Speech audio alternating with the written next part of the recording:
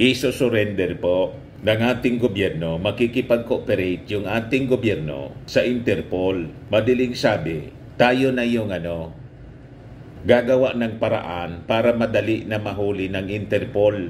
Magko-cooperate po tayo. Dadakpin si Digong, si Bato, si Bongo yata kasama doon, pati si Sara Duterte. Kaya siguro, mga kababayan, hindi pa ikinakasa ng Congress yung impeachment kay Sara Duterte. Kasi baka hindi naman kailangan kasi kasama siya sa isusurrender sa Interpol. Mga reading ko lang po, mga kababayan. Baka itong mga sword of Damocles sabay-sabay po na bitawan ng gobyerno. Naintindihan na ninyo?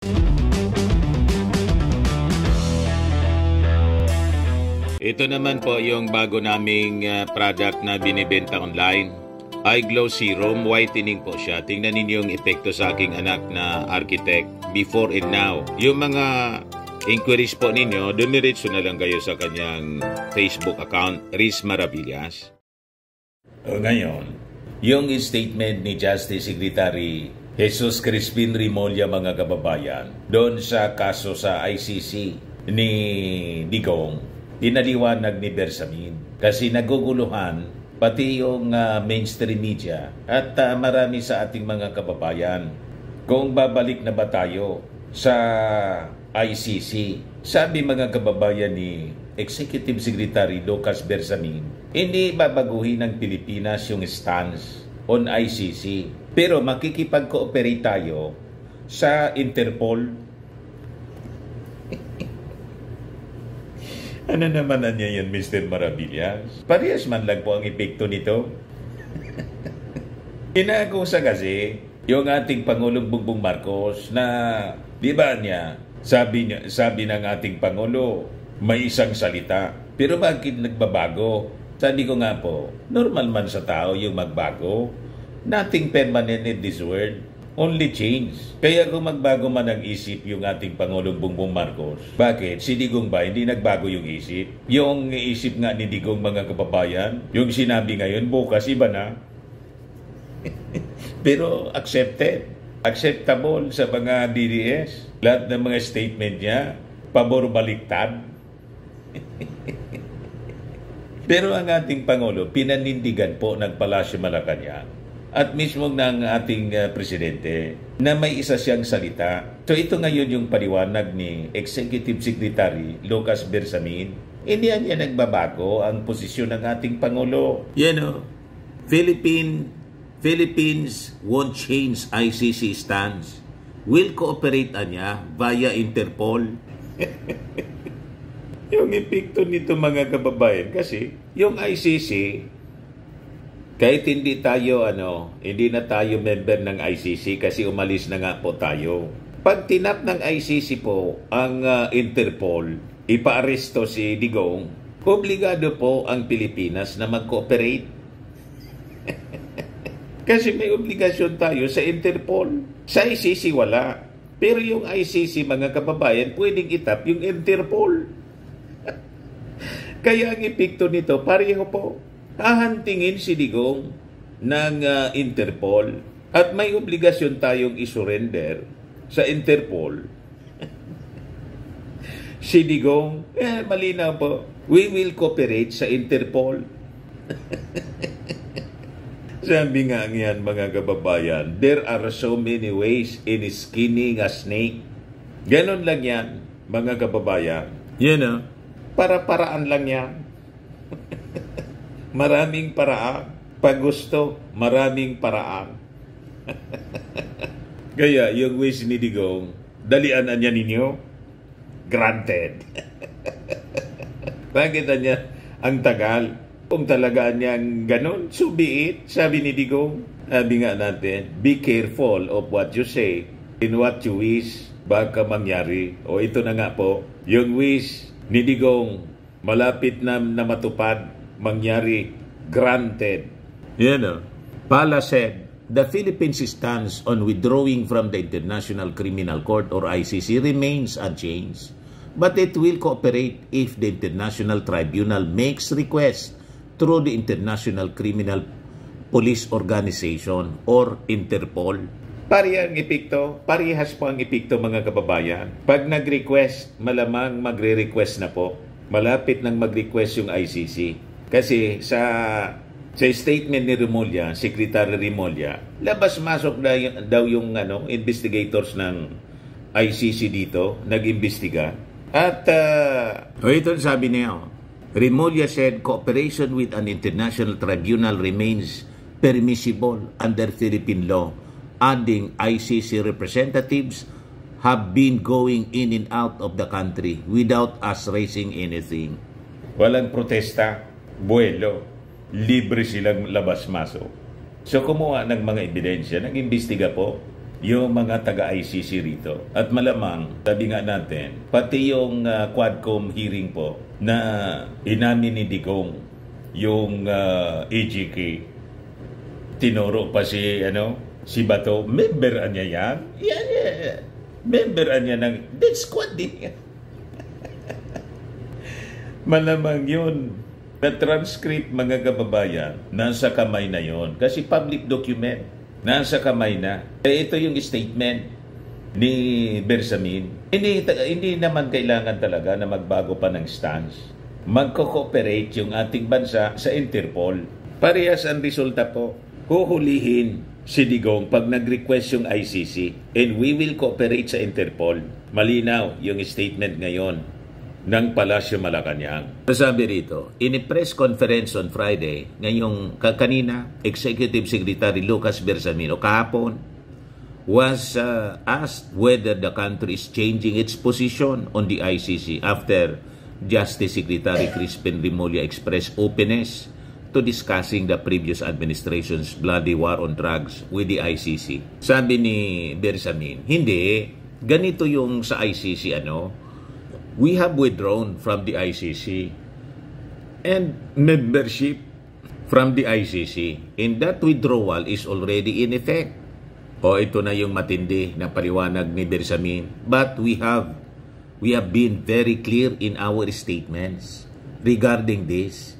If the ICC makes a move and courses the move through the Interpol, and the Interpol makes the request to us for the arrest or delivery of the custody of a person subject to ICC jurisdiction, we will respond favorably or positively to the Interpol request kasi nagbe-benefit din tayo sa Interpol in other cases. Iso-surrender po ng ating gobyerno, makikipag-cooperate yung ating gobyerno sa Interpol. Madaling sabi, tayo na yung gagawa ng paraan para madali na mahuli ng Interpol. Magko-cooperate po tayo. Dadakpin si Digong, si Bato, si Bongo yata kasama doon, pati si Sara Duterte. Kaya siguro, mga kababayan, hindi pa ikinakasa ng Congress yung impeachment kay Sara Duterte. Kasi baka hindi naman kailangan kasi kasama siya sa isusurrender sa Interpol. Mga reading ko lang po, mga kababayan. Baka itong mga sword of Damocles sabay-sabay po na bitawan ng gobyerno. Naintindihan na ninyo? Anyway, itong mga kasong ito, hindi man ito mangyayari kung hindi ginawa. All of this, mga kasalanan itong ginawa matagal na. Nung mayor pa nga si Digong at nung hindi pa, mga kababayan, umalis as member ng ICC yung ating bansa. Ayun ang naging desisyon ng ICC. Anyway, yung investigation kay Digong, panahon pa na siya mayor. Ngayon, nung panahon na siya presidente na, yung investigasyon ng Quadcom. Malamang sa malamang na-obtain na po yung documents, yung records, official transcript. Kasi diba, sinabi ni Ace Barbers, that is public records and anyone can request that. That includes mga kababayan siguro, yung ICC siyempre. Kasi public records, and it can be obtained. Kahit hindi sila pumunta rito, can be obtained online. May technology tayo. Di ba? Napanood yun sa buong mundo. Global po. Through YouTube. Live sa YouTube po yun. And yun ang rason siguro mga kababayan. kung bakit si Matubato, biglang lumabas ng bansa. Ang sabi, hawak na ng ICC. You see? And afterwards, ito na nga yung mga developments ng balita. Biglang nagsalita si Rimulya kahapon, tapos ngayon nagpa-press con si Executive Secretary Lucas Bersamin. Nakikita natin na yung writings on the wall against Digong and the Dutertes mismo, pati si Sara, sabi nga natin, are becoming clearer and clearer. You see? Yan o, sabi rito, a Reuters article dated January 23 said that Rimulya would be willing to talk to the ICC in a very well-defined manner in the spirit of committee. Rimulya also said that there are certain areas in which the Philippine government and the ICC could cooperate, but he emphasized that lines have to be drawn properly. Ngayon, nag-react din si Senator Risa Hontiveros. Siyempre, sabi niya, Rimulya's openness to talk to the ICC regarding the war on drugs is a silver lining for all victims of extrajudicial killings. If ever there will be discussions between our government and the ICC, I hope the government will see that it needs to help in the investigation, not only because of our treaty obligations, but especially for the families of Kian de los Santos, Carl Angelo Arnaiz, Rinaldo Colot de Guzman, and other families who have been crying for justice for a long time, sabi po ni Hontiveros. Di niya, Mr. Maravillas, ang personal mong pananaw. Ako tingin ko po, kasi wala man akong inside story, wala man tayong inside information na galing mismo sa opisina ni Rimulya. Ako, reading between the lines, malamang kausap na si Rimulya mismo ng taga-ICC at taga-Interpol.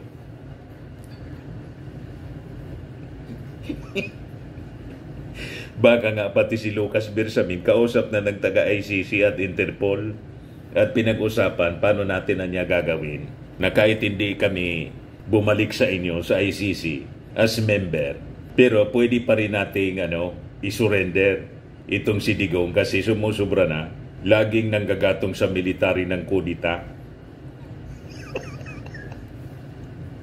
Ayaw niya talagang tumigil yung matanda. So, para niya, hindi naman sabihin walang isang salita yung aming Pangulo, paano niyang gawin natin? Ito niya yung naisip ko. Is it possible na ganito yung gawin natin? Anyway, may commitment tayo, may tratado tayo sa Interpol. Padaanin natin sa Interpol. Para-paraan lang yan po. Anyway, yung epekto po, pareho man lang. Ikaw niya talaga, Mr. Maravillas. Hula ko man lang po. Wala tayong inside story. Promise. Mababasa natin ang mga statement. Rimulya said that there are certain areas in which the Philippine government in the ICC could cooperate, but he emphasized that lines have to be drawn properly. Ang tingin ko, matagal na to na naisip ni Secretary Rimulya. Di pa niya sinasabi kung ano yung sistema. Ino-observe pa siguro kung mababago ng pag-ugali si Digong. May mga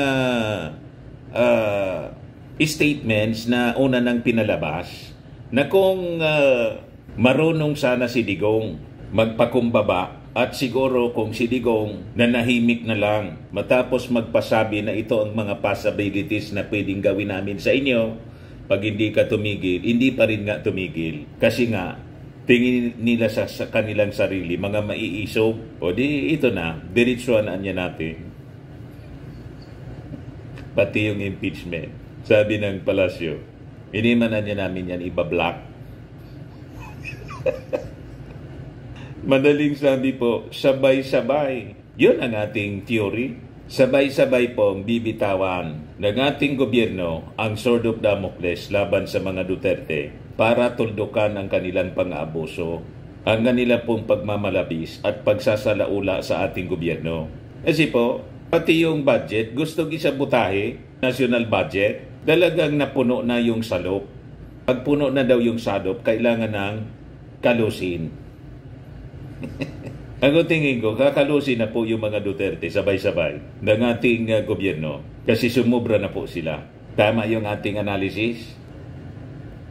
Sa mga naghanap ng malinis and spacious fitness gym, pumunta lang po kayo sa aming Colossal Fitness Gym. We also offer Grab Car Rental with our brand new 2023 model ng Toyota Innova. We also accept booking for those who are planning to travel via PAL, Cebu Pacific, and other airline companies, local and international, and bills payment for Meralco Bills, PLDT, Aleco Bills, etc.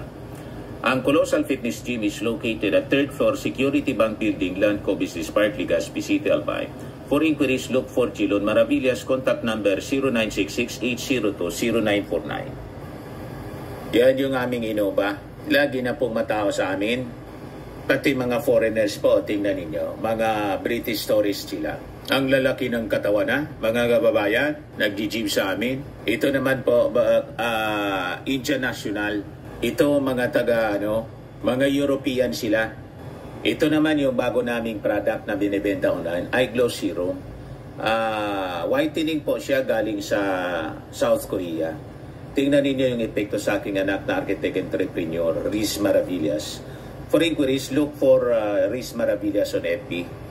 Ito naman po, Firmax Firming and Lifting Cream. Pinapahid po ito sa mga pulses and affected area. Mainam po ito sa mga pains at paninigas na mga kaso-kasuan. Ito po, Automax Radiant Serum. Sa mukha naman yung application. Anti-aging po siya. You will look 10 years younger than your age. Sa mga cancer patients naman po, baka lang gusto ninyo itong itry. Nengxia Red Mix Fruit Drink. Hindi man po siya gamot, food supplement siya. Kaya lang, gawa siya mga kababayan sa goji berry.